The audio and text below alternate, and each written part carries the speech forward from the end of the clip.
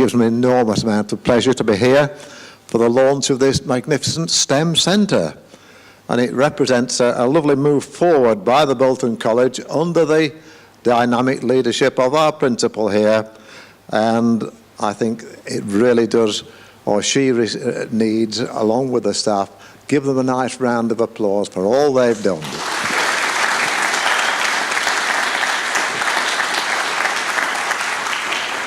I was invited here to actually say a few words about my career and the past links with the college. And I personally owe a lot to Bolton. It's been very good to me over many years, and with highly significant parts of my education and working life being at the Bolton Technical College and the Bolton College of Education. And even my beloved wife of some 63 years came from Bolton, so I'm not doing it all bad as far as Bolton's concerned. Now, I've been a motor vehicle man all my life, and I find the STEM Centre, with its strong emphasis on the automotive trades, especially welcome, and I'm sure traders in the town will find the same sort of thing. And no doubt you've been suitably impressed when you've been round looking at the vast range of equipment, the latest equipment, I must say, and the splendid facilities that are available for the students. As the saying goes, 'twas not always thus. And one example I can easily bring to mind happened when I opened up the motor vehicle workshop away in the old Technical College when the Bolton Institute split off from the Technical College. And I had the job, as I say, of setting up the motor vehicle garage. Not with a stupendous £4 million plus budget, but £40 and an empty room that used to be an air raid shelter. But it was wonderfully convenient for the staff room of the motor vehicle staff. That was just across the main road in what had been the old chip shop. And surprisingly, it didn't smell terribly of chips. But nonetheless, it was not what you might say all that terribly wonderful by way of facilities. But the £40 only bought me a few spanners, black spanners, cheap, black, open-ended, Whitworth spanners, gentlemen and ladies. You might remember those in the old days. We weren't much into metric or into American then. And we came in during the holidays, the staff, very, very enthusiastic, like we've got an enthusiastic staff here, very enthusiastic, and we made shadow boards for the few tools that we had to make sure we didn't lose them. We also became very good at scrounging bits and pieces from other people, and that helped enormously. We had, though, no vehicles on which to work. No sort of manufacturers all that keen to donate vehicles as they sometimes do these days. So I had a word in the editorial ear of the Bolton Evening News. They advertised our plight, and we got several motor cars actually donated to us, and Warburton's donated one of their bread vans as well. I've always eaten Warburton's bread ever since. However, the thing was, we got some nice vehicles. One was a Triumph Renown, I can remember, a nice black one. Another one was a rather grand Daimler six-cylinder. I also got a lot of begging letters saying, you know, with very good reasons why you should let us have one of your motor cars. But they fell on deaf ears, I'm sorry to say. And believe me, by comparison, this place is Shangri-La. Now, at present, this college thrives on enterprise. You can see that, you can feel it as you go around. But we didn't do so badly. When in 1965, a nice little example I hope, we had some relatively slack time after the exams, like early exams. And as the proud owner of a 1924 Rolls Royce, which I bought for the princely sum of £30, okay? Now, buy one of those for these days. That motor car, if I still had it, and I wish to goodness I had, it'll be worth the thick end of £100,000, so it cost me 30.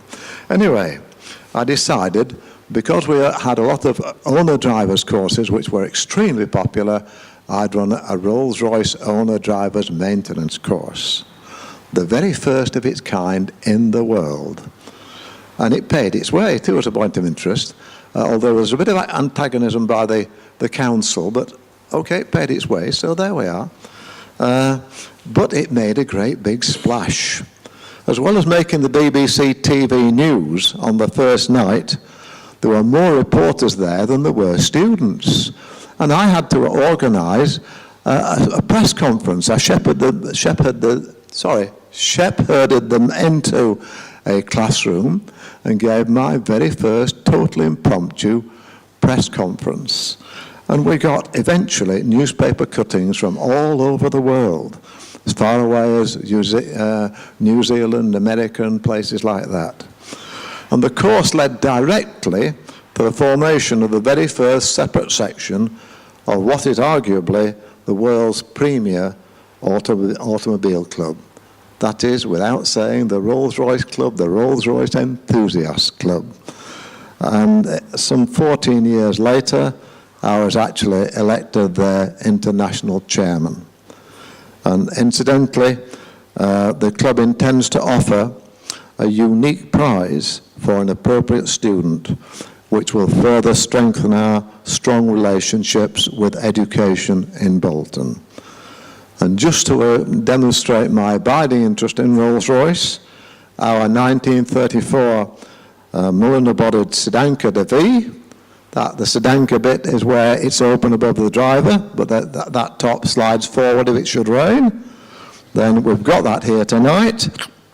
And there's also my two sons, and we all very largely share that motor car between us. Although it comes to hey lads, hey, the man whose name's on the logbook is David. But okay, we have three cars between us, and we share those as well if necessary.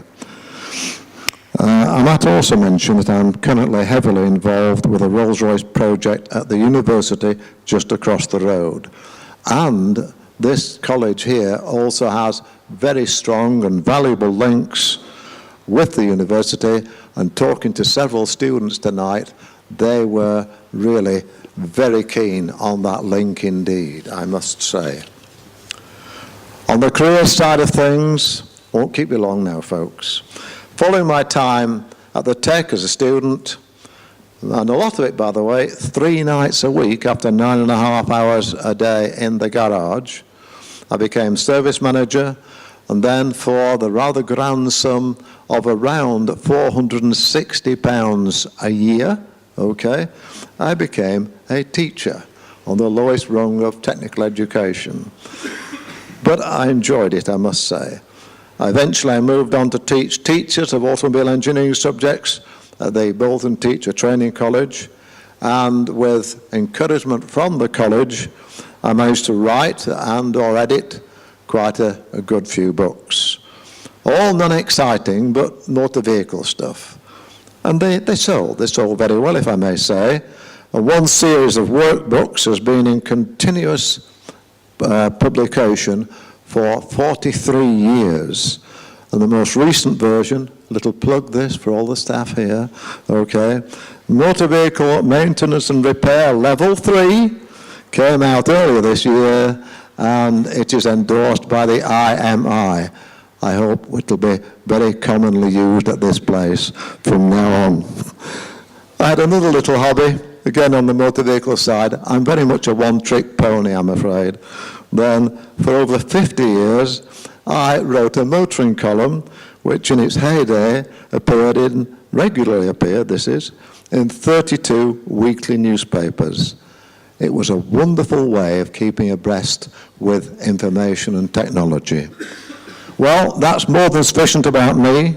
There are plenty of past students who have done equally as well, and some far better, but hopefully it does illustrate what can be achieved with resources nowhere near as sophisticated as what we see in this magnificent STEM centre. And with the industry crying out for skilled people, for any young man or woman taking proper advantage of these facilities, which are backed up by a staff which I suggest is second to none, then the world must be their oyster. Thank you, ladies and gentlemen.